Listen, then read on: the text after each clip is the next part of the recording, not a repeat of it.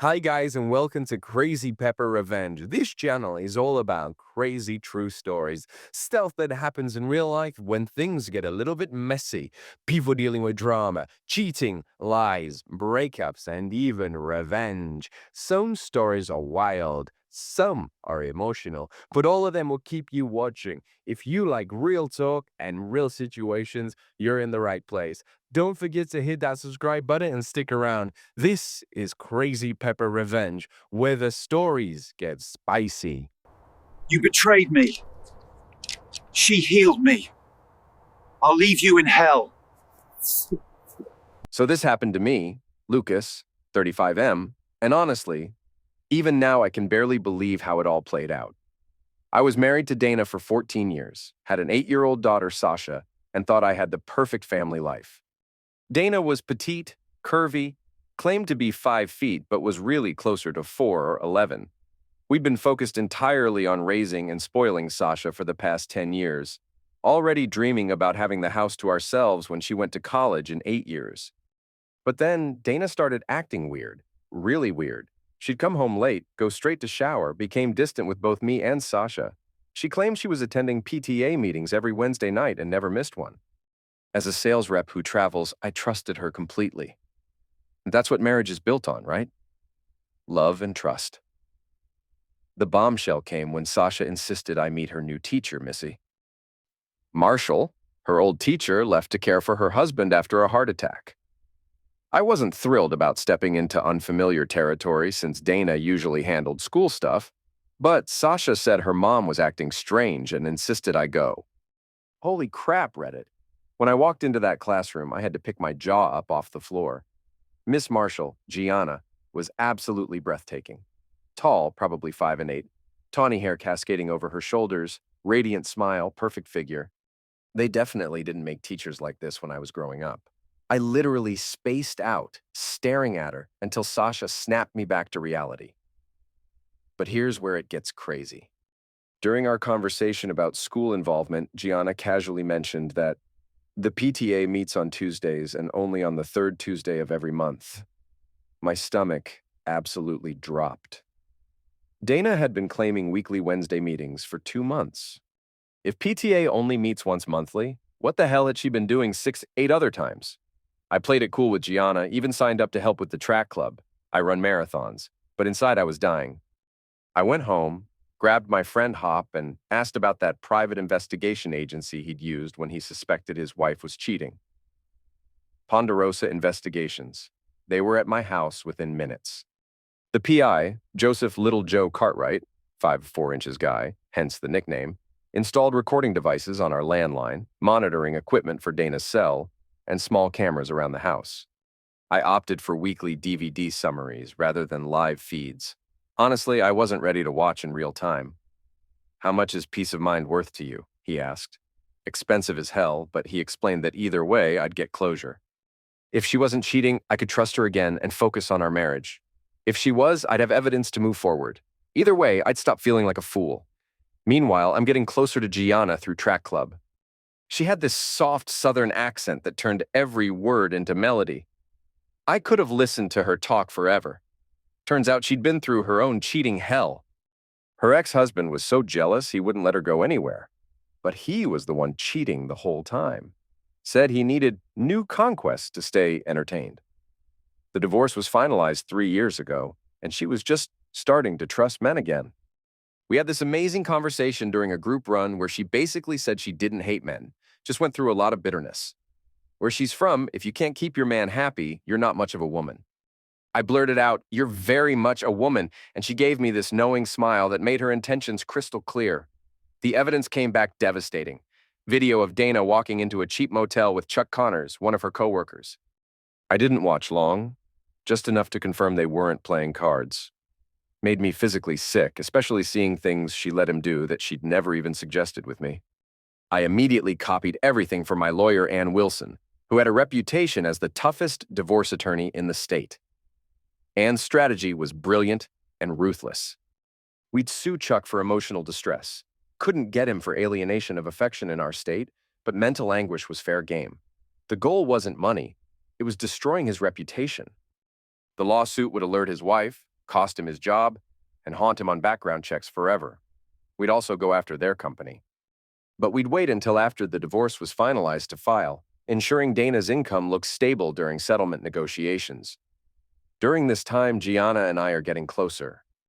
We went to Pizza Hut with Sasha and her friend Beth. Felt like a real family outing. Every guy in the place turned to stare at Gianna when she walked in. At one point, she asked if it was a date, and I wasn't sure I was ready for that. But the evening was magical. We talked about everything, our dreams, our non-negotiables, fidelity, honesty, trust, what we wanted from life. Gianna's biggest dream was simple, to be a wife and mother. She explained that men often fixated on her looks, but once the novelty wore off, she became just another woman to them. They'd chase the next pretty face. She wanted someone who loved her soul, not just her appearance. I shared that my needs were similar. The confrontation was absolutely brutal. I called Chuck and told him cheerfully that we were practically friends considering what we've shared. He immediately got defensive, blurted it was her idea, but I cut him off. I gave him 15 minutes to get to my house or I'd call his wife. When Gianna dropped me off after our track club meeting, she kissed me goodbye. Our first kiss. Right as Dana came outside screaming, "What are you doing?" I said calmly, moving on. Chuck pulled up just then and immediately started ogling Gianna. That snapped my patience. I punched him square in the nose, sent him and his chair sprawling. When he tried to get up, I kicked him back down. "You're a married man who chases after other men's wives," I told him coldly. "You've already ruined my marriage and now you're ogling Gianna. Look at her again and you'll regret it. Dana is all yours." "Take her." Chuck scoffed that he didn't want Dana. He already had a better-looking wife. This was just sex and honestly wasn't even good. Dana snapped back that she'd broken it off because I might know, and he wasn't worth losing her marriage over. Then Chuck asked why she'd called him that day, and Dana admitted it was because I hadn't touched her in over a week. I cut them off. "You two can sort this out elsewhere. Help her pack and be out in 20 minutes, or come back tomorrow while I'm at work." They stared in stunned silence. Chuck refused to take her anywhere, but I made it clear she was his responsibility now, whether he moved her in with his wife or got her a motel. Dana broke down crying, begging for forgiveness. "I only love you. Chuck was a mistake." I felt old and insecure, and he made me feel desirable again. I asked if I'd ever made her feel unattractive. I'd always wanted us to grow old together, really loved her. She got defensive about my kiss with Gianna, but I explained that was our first kiss. We hadn't slept together, and I only met her because of Dana's lies about PTA meetings. I laid out the terms. Divorce papers would be served tomorrow. She could sign the amicable ones citing irreconcilable differences, or I'd file the nasty set with all the evidence. Either way, the house stayed with me. It belonged to my parents. We'd share custody of Sasha, and she could visit whenever she wanted. Dana begged, even suggested I sleep with Gianna for revenge so we'd be even. I told her Gianna and I were much more than just Zex. As soon as I was free, I was going to marry her. Chuck left quickly after that, and eventually Dana went to stay with her parents. The next few weeks were peaceful. I focused on spoiling Sasha and getting to know Gianna better. We agreed to wait until our wedding night to be intimate. Dana called constantly, but I ignored her calls while making sure she had access to Sasha whenever she wanted. Her parents called pleading with me to take her back, saying one mistake shouldn't destroy a family. I told them I deserved happiness too, and couldn't be happy with someone who'd cheated for over a month and might even be pregnant with someone else's child. The divorce finalized quickly. I sued Chuck for emotional distress. He and Dana both got fired. Chuck's wife divorced him, taking everything, and he disappeared from our lives. Dana became reclusive, living permanently with her parents. Gianna and I married and had 20 absolutely beautiful years together. She treated Sasha as her own daughter, and though we didn't have children together, it didn't matter. We were blissfully happy. She healed my broken heart completely. Then tragedy struck. I woke one morning to find Gianna cold and still beside me. She died peacefully in her sleep from a cerebral hemorrhage. The doctor said it was painless. She died smiling in my arms. I completely fell apart. Withdrew from everything, couldn't function. Sasha stayed with me for 6 weeks trying to help, but I refused to move in with her family. At 55, I was still healthy, but without Gianna, life felt meaningless. After Sasha left, I spiraled hard, drinking too much, eating too little. On the third day of my worst bender, I woke to the smell of bacon. Starving, I stumbled to the kitchen to find Dana cooking. "What are you doing here?" I growled. She calmly explained that Sasha made her promise to take care of me, and Gianna had told her that if anything happened to her, Dana needed to come back into my life. "What if I don't want you here?" I snapped. "I'm staying," she said firmly. Dana poured her heart out. She admitted she'd betrayed me for a man who only wanted to use her, threw away the love of her life for nothing. After losing me, she went a little crazy, tried therapy, but it didn't help initially. Then she became friends with Gianna, who made her see that her life wasn't over and pushed her to move forward. She tried dating, but it never worked. Most men only saw her figure, not her. She met a nice man who wanted to marry her, but couldn't commit. Gianna told her it was because she still loved me. Before Gianna passed, she told Dana that if anything happened to her, Dana should take care of me, and maybe she'd have another chance. At first, I couldn't even look at Dana. She threw out my liquor, cleaned the house, cooked meals, made me clean myself up. Her visits were brief initially, but grew longer. Though I didn't want her there, I couldn't deny she was helping me survive. Slowly, something shifted. After about a month, I grew used to Dana being around. By the second month, she stopped going home and stayed in the guest room. She took care of everything, did her best to make my life easier. 3 months after Gianna passed, Dana insisted I wash my car. I still had 4 Mustangs I couldn't part with over the years. Tomorrow marks 3 months since Gianna died.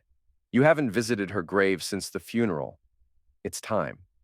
She'll always be part of you, but you have years left before you see her again. Then, with a small smile, I'll probably go to hell before you see her again. There's a special place there for people who betray the love of their life. I smiled back. If that happens, I'll piss on you to cool you off. That moment marked our turning point. It took over a year before anything romantic happened. On Dana's birthday, which I'd forgotten, she asked for something specific. 1 hour tonight, fully clothed with your arms around me in your bed. That's not a present, I said. It would mean more than anything else. I'm not asking for closeness. I just want to feel you hold me. That evening, she came to what had once been our room, wearing a thick flannel gown. She smiled as I wrapped my arms around her. We fell asleep like that, nothing more. I woke with my hand on her chest and morning wood, but we moved away awkwardly. Still, Dana smiled for days. When Dana twisted her ankle, I took care of her. After nights of her calling from her room, I moved her into mine to tend to her easier. Her ankle stayed sore for weeks. I suspected she was milking it, but she never returned to the guest room. One night, something finally happened. I woke to find Dana pressed against me, guiding my hands to her chest as she moaned softly. I couldn't resist pulling up her flannel gown, pulled her close, and she responded with desperate urgency. "Luke, I need you," she breathed, and I didn't hold back. The first time was fast and intense, her nightgown nearly shredded in our eagerness. Dana's body had changed over the years, softer curves, fuller bosoms, but I realized how much I'd missed her. The second time, she moved slowly, deliberately, creating deeply intimate connection. By morning, we both understood everything had shifted. She kissed me gently, said she'd never stopped loving me. I told her I loved her too. Since then, we've been together, not married, just living as partners. We love each other, share our lives, enjoy closeness without needing legal ties. After all, we'd seen where marriage took us before. Yesterday brought a hilarious moment. After a passionate night, Dana got up to make breakfast. We planned to drive to Detroit for the Woodward Dream Cruise in the Mustang. As I stepped out of the shower, I heard her scream, "No way, not this time," followed by paper tearing. I found her calmly cooking, torn scraps near the garbage with unopened mail on the table. "What was that about?" I asked. "Just junk mail," she smiled. "Breakfast in 20 minutes, then we're hitting the road." Later, I retrieved the scraps from trash and pieced them together in the basement. When I saw what it was, I laughed so hard I couldn't stop. It was an invitation for Dana to join the PTA.